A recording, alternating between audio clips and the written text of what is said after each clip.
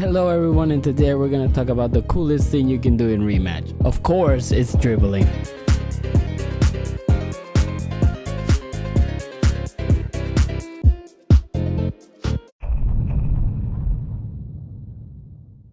Just a quick refresher, we're gonna go through the basics. The push ball mechanic sends the ball slightly forward. Depending whenever you're sprinting or not, the ball goes further or closer. When you push the ball and see this blue indicator, it means the ball is free and anyone can buffer a move or take possession. You can also use this mechanic to receive passes and push it to the direction that you want to move to, left, right, forward, or backwards. Use this to chop down on your enemies and choose where do you want to position the ball. The next mechanic is last effort. Last effort gives you a burst of speed at the cost of losing possession. Even though you drop the ball, it pushes forward in the direction that you're facing. The key is to commit to a single direction, keep pushing until the burst ends, or cancel out early to recover possession and use push or anything in general. Up next is the dribble stance. The dribble stance changes your movement, allowing you to perform dribble specific actions. While in dribble stance, if you push the ball, you perform a small dribble. You can chain this twice before triggering a short cooldown with end lag. The move changes depending on your input direction, but if your second dribble is aimed forward, you'll perform a roulette, regardless of the first dribble. The last mechanic is the rainbow flick. The rainbow flick flicks the ball over any defender, even in tight situations. If the ball is above you, it automatically converts into a header. It's the perfect move when you're boxed in by multiple defenders. But keep in mind, it's one of the slowest dribble moves, so use it wisely and with intention. Mastering these mechanics is your entry ticket. But now, let's talk about when you actually want to use these moves. Dribbling is a decision. Every touch should have a purpose. When you have the ball, you want to ask these 3 questions. Do I have space? Is somebody closing in? And what's my end goal? Dribbling requires space to maneuver through defenders. If there's no space, there's no play. Before you touch the ball, you need to pinpoint the area that you want to attack and make your move before the defenders can close in. But remember that the space changes consistently. When someone is too close, it's okay to just pass the ball. It's not always to dribble. You have to make a decision if you need to dribble. Remember, what's your angle? Are you dribbling just to be flashy, to buy time, or to set up a pass? Whatever it is, dribble with purpose. Make every move serve that goal.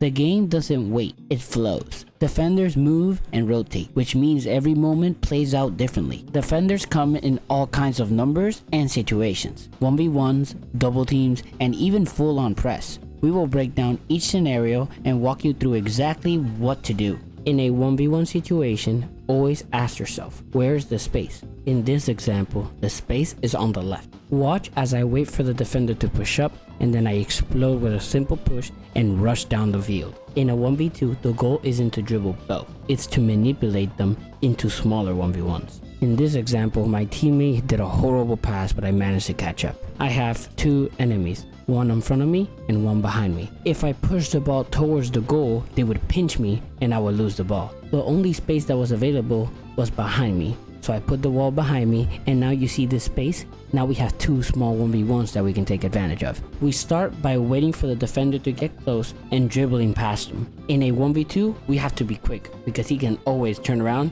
and try to tackle us from behind. We need to identify the space quick and how to deal with this other defender.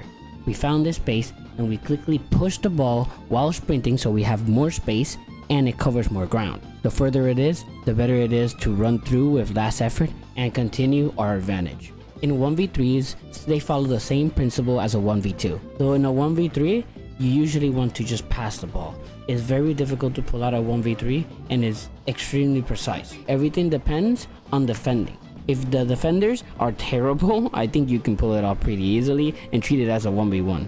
Everything depends on how much space they give you and see if it's worth it or not. But in a game like Rematch where it's only 5 players, if you have 3 on you, there's only 1 defender left, so you should pass the ball at any situation. But if you're up front and you need to fight them all at once, here's an example of a 1v3 versus high level players. Obviously you want to keep going fast as humanly possible because the tight spaces are even tighter than before. Though at the end, make sure you push the ball. You never want to go into that dribble cooldown because then it'll just leave you completely open in these situations. You always want to keep the ball forward and never push it while sprinting because you'll add way too much space and they'll just pick up the ball. Do small taps with walks and you'll be fine. These are actually bonus tips that I forgot to add to the start, so I'm gonna add them here. While using your dribble, you can actually cancel out of it using a push, pass, or last effort. If you want to dribble forward without doing a roulette, you can dribble forward to the left or forward to the right without doing a roulette. If you time your dribble, you can actually dribble infinitely without triggering the second dribble cooldown. At the end, remember that dribbling is only a tool to get forward with the ball and get in between defenders. Don't solely depend on it and use it wisely. Don't ball hog the ball just because you want to dribble. Like and subscribe, and I hope you enjoyed the video. If you agree with any of these terms, comment down below and subscribe for more future videos. Peace.